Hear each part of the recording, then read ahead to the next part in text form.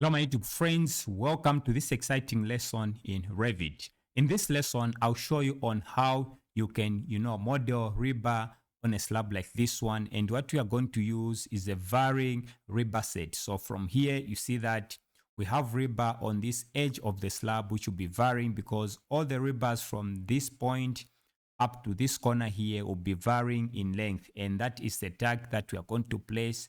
We are going to fix the bar mark, which is bar mark number 3, but each rebar is going to have a suffix from A to N, as you are going to see. If I just go to my schedule, you see that the bar mark, we have bar mark number 2 is fixed. This one doesn't have a suffix because these are the bars which are right here. This is the way we do it. But on a varying rebar set, each bar is different in length, therefore it's going to have a suffix at the end, and this is how it's going to appear from letter A to letter N with a bar mark right here. So I'll show you on how to place the rebar, add the tag, place it on the schedule just in this lesson. So make sure that you watch from start to finish. Now, without wasting time, let's get started in this lesson.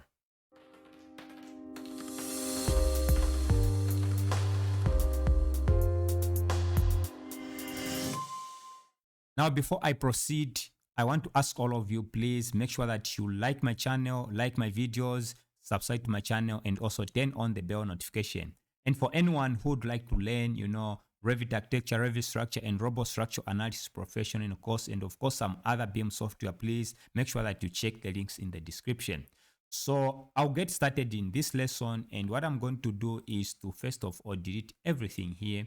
I'm going to delete this slab so that I start from from start to finish. I'll delete it from there, and I'll also delete, that schedule from there. Click on delete. So I have nothing here, and I'll just go to one of my elevations here so that I can see the level where to, to create my slab. I'll just double click there, and this is where I want to have my slab. So I'll open that level.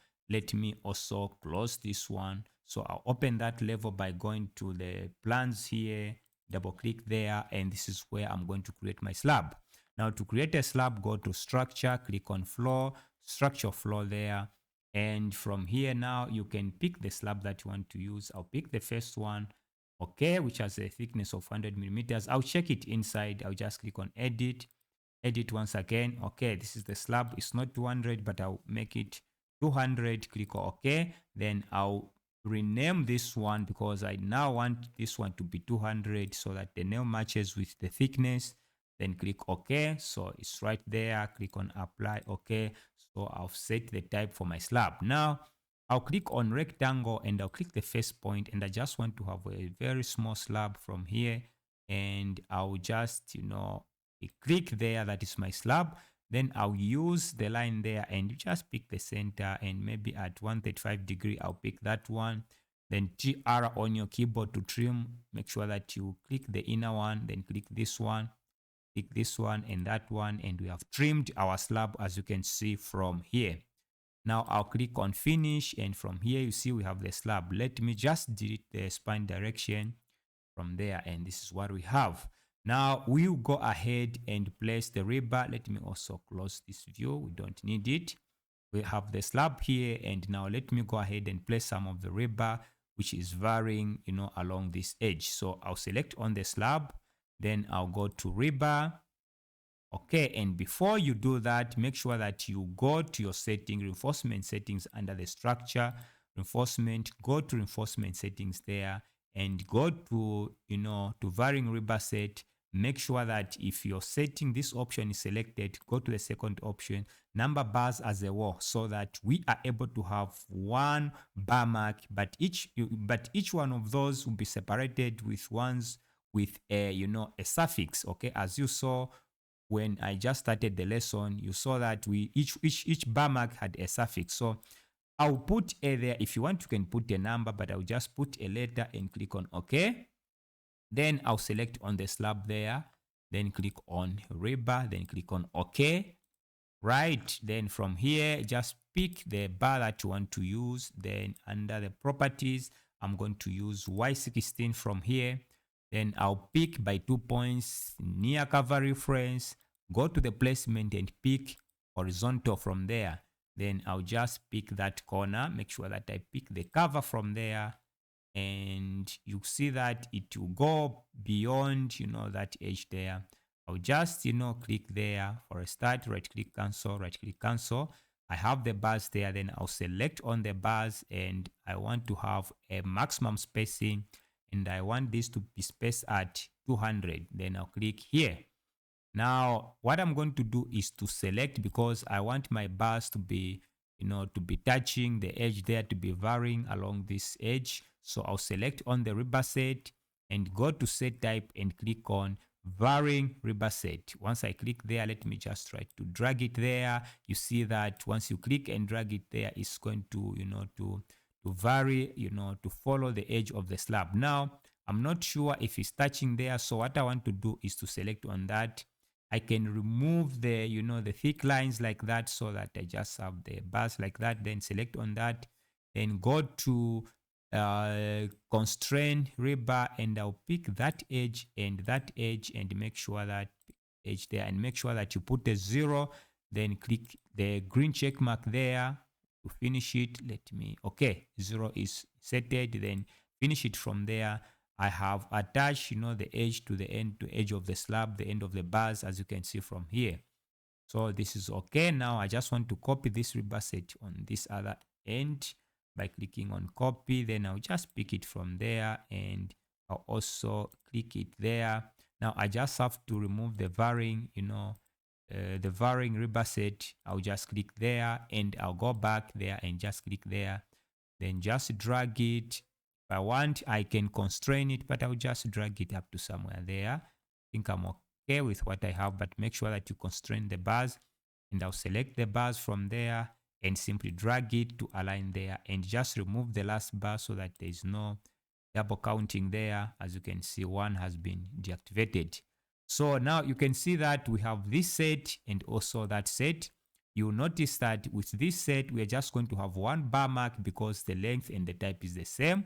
For this one, we are going to have, a varying rebar set with that suffix, one bar mark, but, with the suffix at the end from letter A, and to see where it ends. So if I just click there, now let me also, before I even place a tag, or maybe let me go ahead and place a tag here. We see how the rebar set will be. Okay, so I'll select on that and I'll just display one bar by clicking there and just show one bar, as you can see. Let me, show the thick lines like that.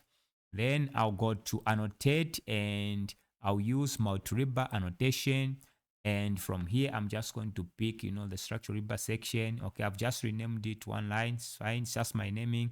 So I'll click there and you can see that I can just click there and I have my, my tag here, and it will show that this is bar mark number 1, and it will be varying from A up to R, and at a spacing of 200, because these are, are of different lengths. Okay, now if I go to the schedule, you see the difference between this one and that one. Let me open the schedule from here by going down here and just click on bar bending schedule.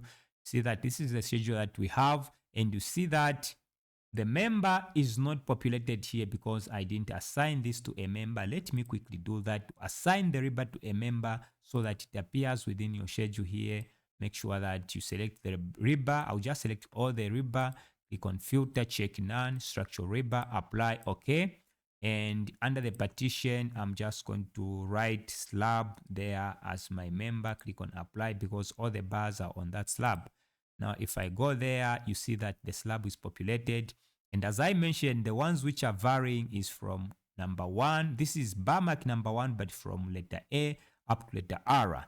And the other one, which is this one, the other rebar set, is just as one bar mark because the length is the same. Okay, as you can see, that is the one at the end, as you can see from here. Now, if you want to learn on how to create a schedule, please check one of my videos on this channel. But let me just explain how I combined, this parameter to make this one is picking two parameters, one the suffix and the one the rebar number, to create this one so that I see, I'm able to identify those which are varying. So let me just show you what I created. And of course, if you want a detailed lesson on what to do when it comes to combine these parameters, please just comment down here and I'll do something. Okay, so now let me show you where this is coming from, the bar mark.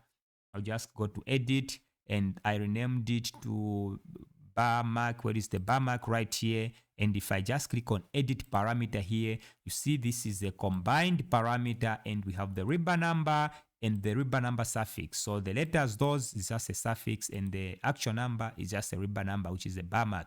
So I just gave it that name. You can change the name from here if you want. So comment there if you want to know a detailed to have a detailed tutorial on this one. But all in all, I wanted to explain on how this is combined, and this is what we have here. Now let me just place this on my sheet so that you see how you can place on it. I'll go to one of my sheets here. Let me open this one. I'll close this one. I don't want this one.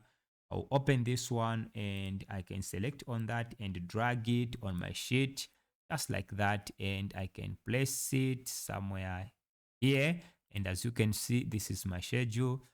This is the slab, number of members, number of bars in each. The other one, you can see that there are 18 bars because that one is not varying, and this is how you create your schedule. Now, of course, if there are those who do not create schedules according to this, I have another video on my channel. Make sure to check it out, and you can create any kind of a schedule according to your region. Just watch that video. So this is it. This is how you create a varying rebar and how you add the tag. Make sure that you also check the reinforcement settings so that it comes out like this. So thank you very much for watching. See you in some upcoming lessons.